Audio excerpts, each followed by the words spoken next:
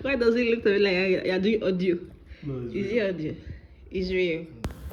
Hi guys, and welcome back to my channel. If this is your first time I'm coming across my channel here on YouTube, you are absolutely welcome. And welcome guys to my wife's diary. In today's video, I'm going to be showing you guys what I prepare for my husband and of course myself as a lazy Nigerian wife. I call myself lazy because a typical Nigerian wife, a typical Nigerian woman is going to cook more than me, but because I'm just on the soft side, I would rather make these dishes than do something that is extra. Mind you, I love food and my husband also loves food, so be sure to relax, subscribe to this channel if you haven't, and let's get right into this video. So we are starting this video on a cool breezy evening. I am making soup tomorrow. I'm making vegetable soup. So there is this goat meat that we had in the fridge for some times, and I decided to just steam it, fry some, use some for the soup I'm going to be making tomorrow, and then keep the rest for stew that I'm going to be doing maybe later on, I don't know, or we're just going to snack on it. This goat meat is just so tasty. This is part of the goat meat I got from my traditional marriage. I know I spoke about it several times, but I got a whole goat meat, so there was no way I was going to finish it, so I just shared it, gave some parts to my mother-in-law, and I kept some. So I'm making vegetable soup for my husband, the cameraman. I already started the process without properly calling you guys along, and I felt like there is no point. Actually, I just came back from church, so let me just proceed to the proceedings. So I'm adding periwinkles to my food. You will not believe, let me tell you guys the backstory. My mom gave me lots of periwinkles. Lots of periwinkles. When I say lots, that periwinkle should be like, it should be worth more than 2,000 naira if I'm not mistaken. Very plenty. And then I gave my mother-in-law some. And then the other ones, I cut it. And my husband allowed them die. My life. You keep my periwinkle and we no kill him. I not kill them. What did you do? They just won't die. Something that are cut, you know, they're not cut then. They can stay for as long as you want because they are still in their shell. But because I've already shortened their lifespan, this man carried the periwinkles to put inside at the back of the door, and that is how I lost my periwinkles. Because you don't like them, that's why you killed them. Say amen. To what? God will judge you. So I keep periwinkle. Amen.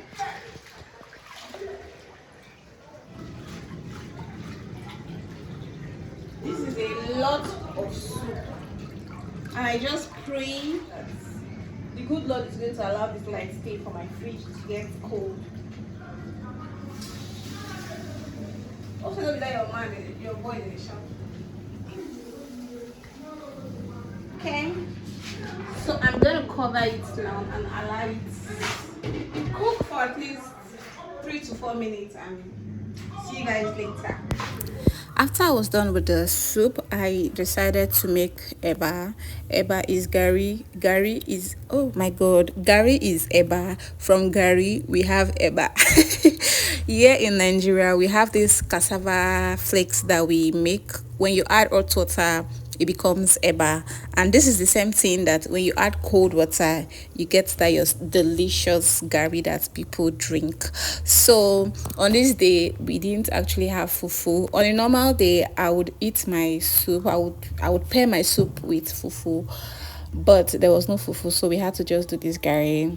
And I know that if my mom is watching this video, she will be like, why and how is this girl turning this gari? This is not what I taught her. Is this how she's going to disgrace me?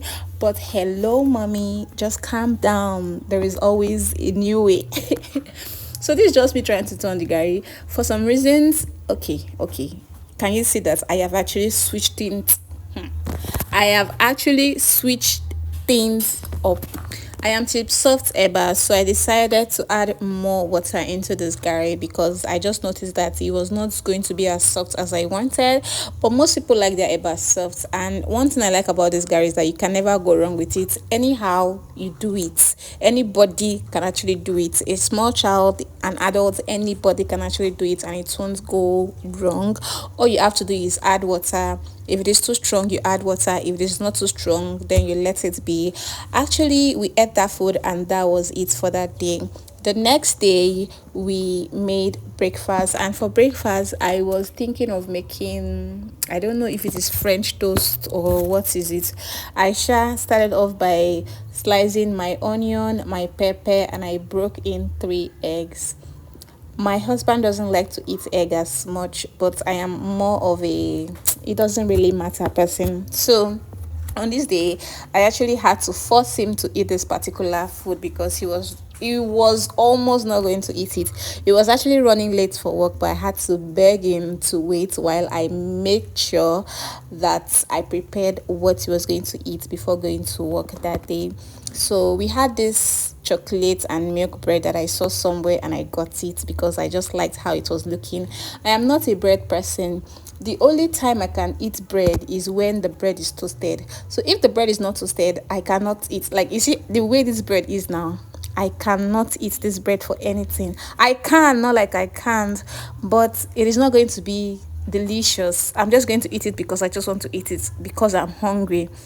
But on a normal day, I would rather not eat bread. So the only two ways I can eat bread is either if it is toasted or if it is done the way I am about to do it right now.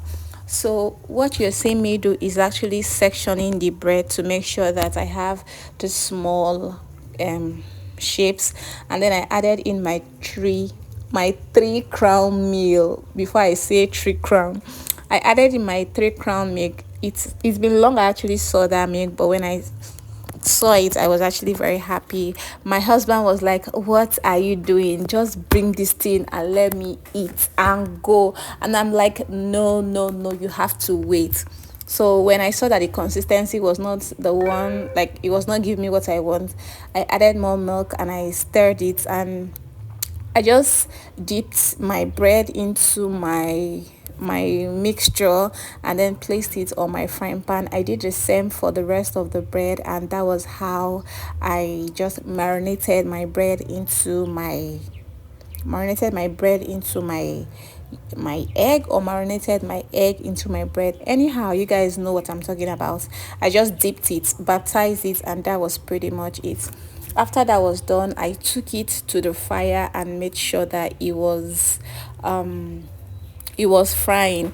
If you are not lactose tolerant, you should make sure you skip that part because it is actually not very good for you. You can just use eggs is still going to do the job.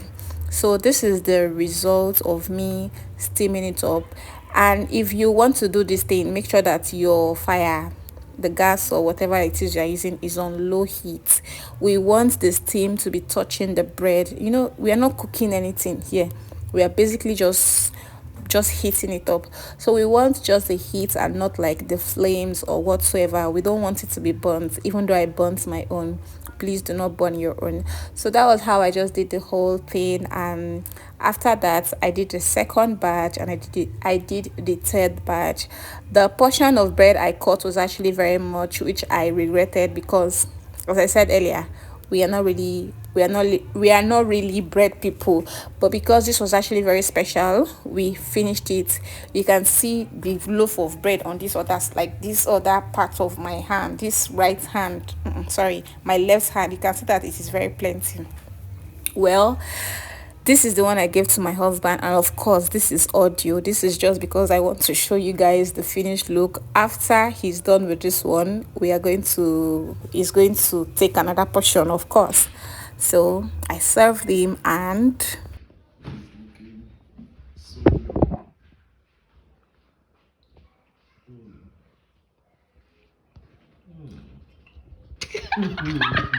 why does it look to me like you're doing audio? No, it's Is real. it audio? It's real. On a scale of 1 to 10. Jesus, tell me what then. I swear. Bon appetit. After that, I dished out my own portion and I ate it. I do not like honey. I don't like honey. When I was younger, honey makes me vomit. But somehow, this actually tasted very nice.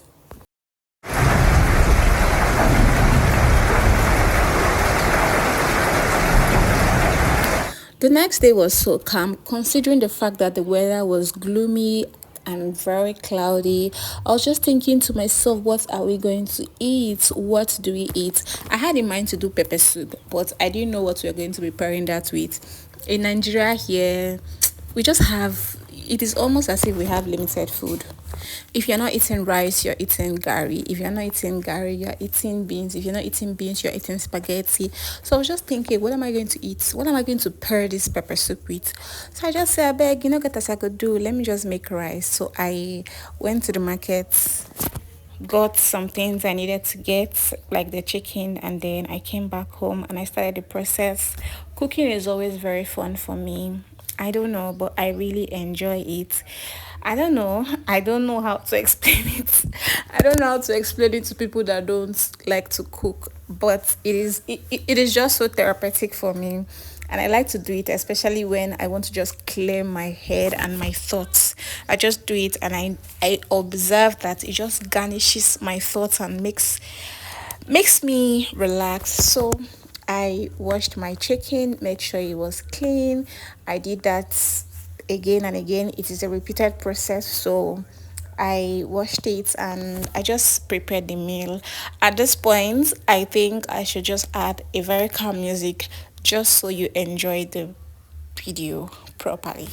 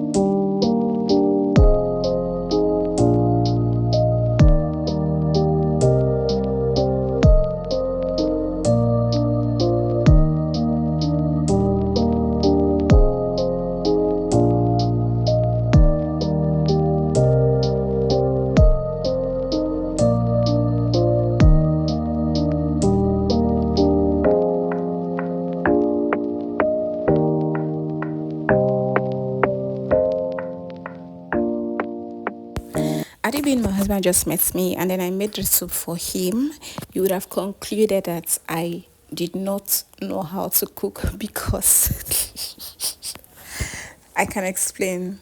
So while growing up, we used to eat egusi and rice. It is normal, right? Everybody does that, or most people actually do that. I thought it was normal. And growing up, I used to see my mom try out a lot of things that I just felt like, okay, today, since I have egusi that is remaining, and I'm just craving rice and egusi, let me just try it out. So I started the process. I used fish, I used fresh pepper. I just allowed it, and then I put Maggi, and then I added utazi, uzuza. I used uzuza leaf, and I was just thinking and telling myself, why is this soup not thick? And then I remember that there is this trick that my mom used to use. My mom uses gari most times while we're growing up to take in soup. I've seen her done it at least a couple of times, and I just said to myself, let me just try it out. And I added it. Not like it was not, he did not stick in the soup, he thickened it. But when my husband came back and tasted this, it was like, what did you put in this thing? There is something you put in this thing that is odd. Me knowing what I did, I told him I did not do anything. It's a normal thing. He kept insisting that there is something you did in this soup that is wrong. I said I did not do anything.